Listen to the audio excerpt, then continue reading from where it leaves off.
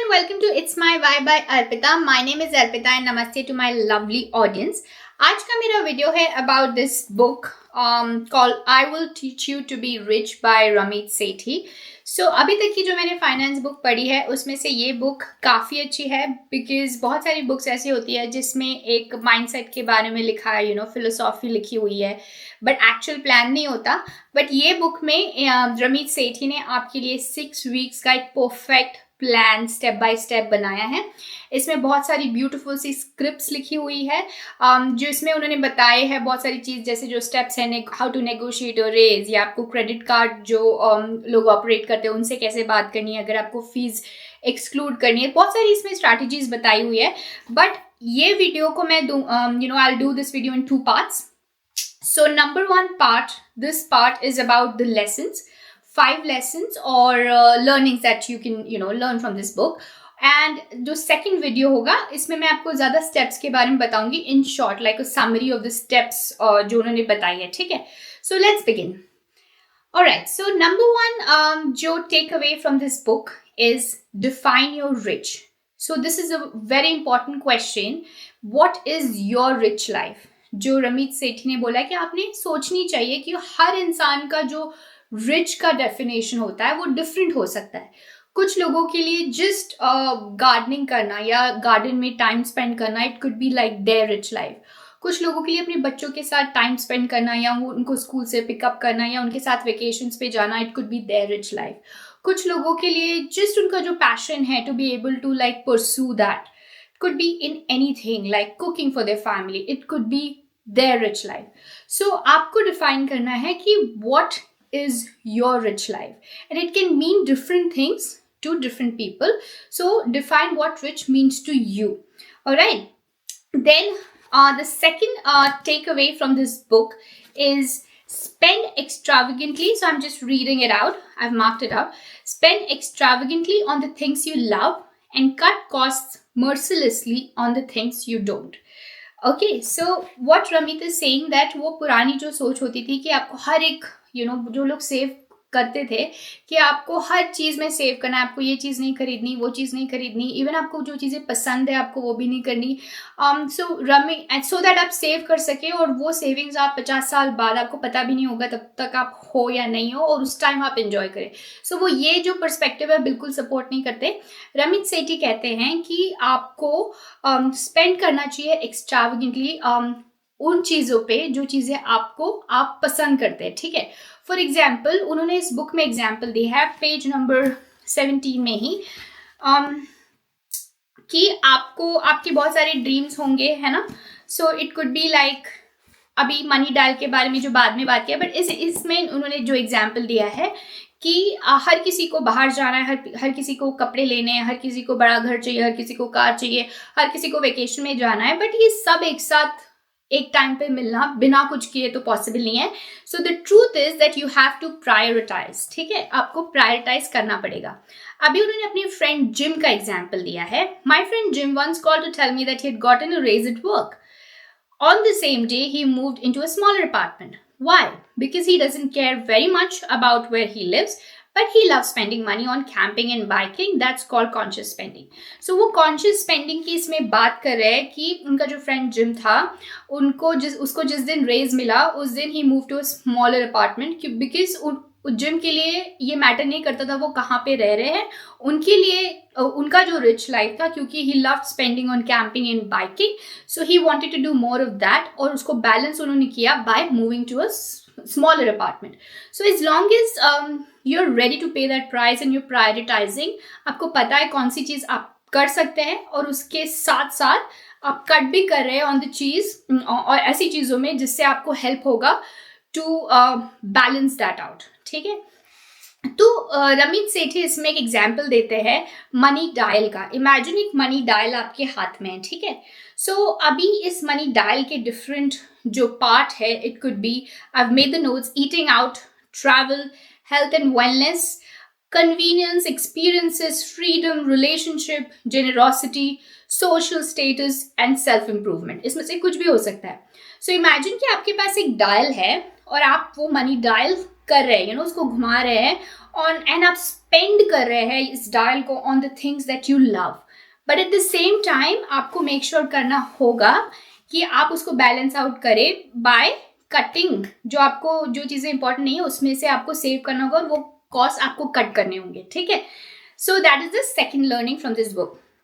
Learning number 3 from this book is there's a limit to how much you can cut, ठीक है, but no limit to how much you can earn. So of course आप बोलोगे कि ठीक है अभी I'm trying to cut, but कितना ही आप कट कर लोगे, right? So but आप उसमें लिमिट होती है जितना आप कट करो, but there's no limit to how much you can earn. आप earn ज़्यादा कर सकते हो, उसमें आप जितना चाहे उतना earn कर सकते हैं. Because most of the people का प्रॉब्लम ये होता है कि वो अगर उनको ज़्यादा ख्वाहिशें जो हमारी डिज़ायर्स होते हैं तो उसके लिए वो डेट लेते हैं, कर्जा हो जाता है, ठीक है. आपको अगर कर्जा हो रहा है या फिर जो आपके फिक्स्ड कॉस्ट होते हैं, जो आपके एक्सपेंसेस होते हैं, जो फिक्स्ड कॉस्ट है, अगर वो 60% 60% से ज़्यादा हो रहे हैं, ठीक है, फ्रॉम योर टेक होम पे, जितना आपका पेमेंट जा रहा है आपके पॉकेट में, सो आपकी जो फिक्स्ड कॉस्ट या एक्सपेंसेस है वो अगर 60% से ज़्यादा हो रहा है, सो यूजली आप स्ट्रेस करते हैं, right.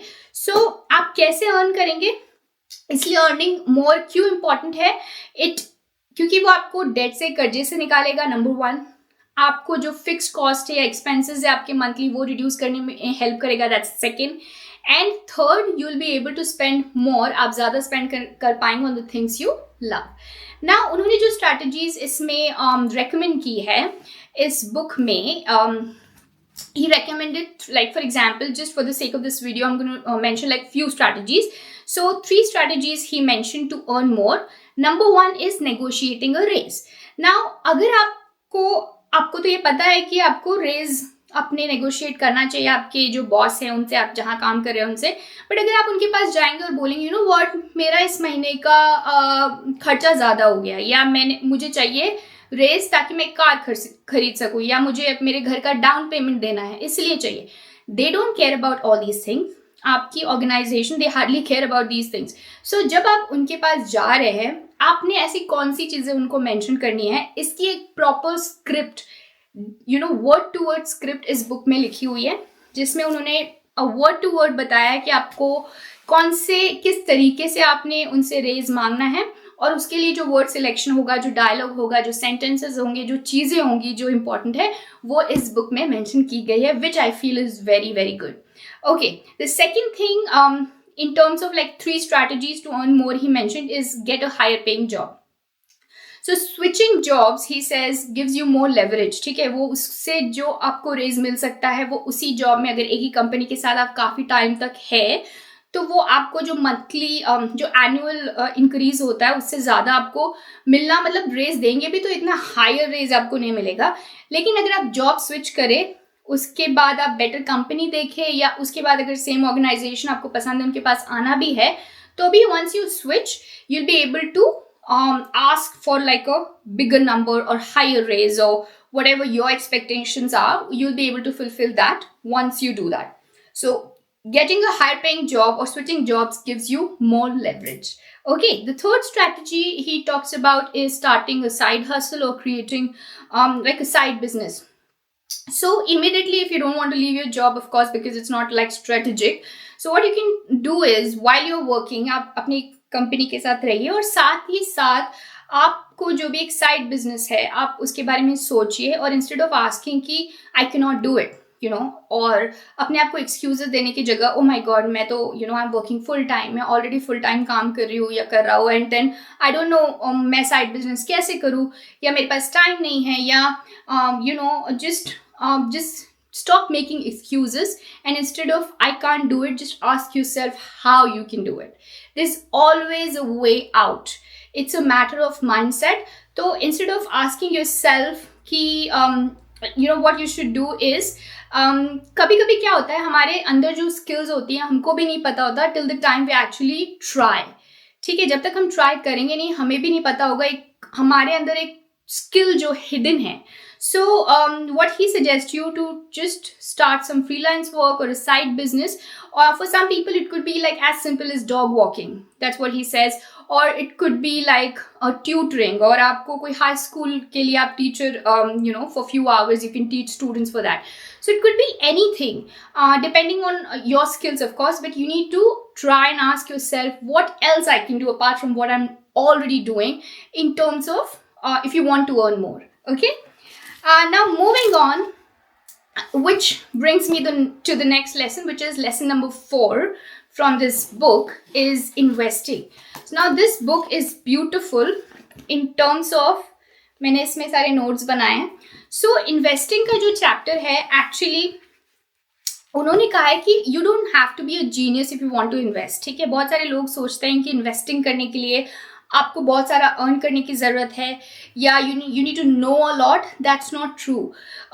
So what Ramit is saying, simple long-term investing works. So he's suggesting you investing actually जो long-term investing है जो बहुत ही simple और boring होती है. So you don't need to be a genius if you want to start investing. You just need to start today. That's the main thing. So what he says is set up your investment plan. जो भी आपका plan है वो setup करो, उसके बाद उसको automatic जो ऑटोमेशन मोड में set your money up to automatically get invested. बस आपको ये चीज किया and you are done. So actual में इन्वेस्टिंग जो वो रेकमेंड कर रहे हैं, it's a simple long term investing. It should be like really simple, it's actually boring and it's easy. Okay. Number 5th lesson from this book is focus on the big wins. This is my favorite. So switch from micro to macro, or focus on the big wins. Now क्या होता है कि instead of asking the question for like $3, you should ask a question of $30K question, $30 question. Ramit is suggesting you focus more on $30 question instead of $3 question. Okay, so when you focus on the big wins, macro wins, and not the small wins like micro, he's not suggesting you he's suggesting you to switch from micro to macro. जैसे बहुत सारे लोग अपना coffee cut कर रहे हैं या जो चीज़ उनको अच्छी लगती है वो करना बंद कर रहे हैं, जिसमें ज़्यादा पैसा जा भी नहीं रहा है. तो Ramit is saying that's not the way to live. Okay, so he's saying that अगर आपकी जो बड़ी चीज होती है, बिग विन्स होते हैं, ये 5 से 10 चीजें होती है. To give an example, I give you 5 example which he mention the book. Learning the basics of personal finance. Number 2, automating your savings. Number 3, finding a job you love. Number 4, earning money on the side. Number 5, having a stable and affordable place to live. Okay, so to give you an example, these are the like 5 big things. So if you do the big things right, you don't have to count like every dollar. क्योंकि कुछ लोग बहुत ऐसे कंजूसी से रहते हैं, या वो कॉफी नहीं पी रहे, बाहर नहीं जा रहे, या जो छोटी सिंपल चीजें जो जॉय आपको दे सकती है, हैप्पीनेस दे सकती है, वो उसमें भी कट डाउन करे. But that's not the way to live life. That's not the way to be wealthy either. Because आप रिच लाइफ, जो एक्चुअल रिच लाइफ है वो आज आपको, you should be able to live that rich life today and may be a richer life tomorrow. So if you focus on the big questions, $30 question instead of $3 questions, you will be able to live your rich life outside the spreadsheet. And that's what this author Ramit Sethi suggests. So if you haven't read this book yet, I will definitely recommend you to read it. And I'll make a separate video, one more video, part 2, in which I'll explain to you. मैं आपको उसमें simplify करूँगी जो steps उन्होंने बताई है, accounts के बारे में, credit cards के बारे में, automating your finance के बारे में, investing के लिए वो क्या suggest कर रहे हैं, ये मैं आपको information दूंगी in the part 2. And if you like the video, give it a thumbs up, comment, share and subscribe. I will see you in my next video. Till then, goodbye.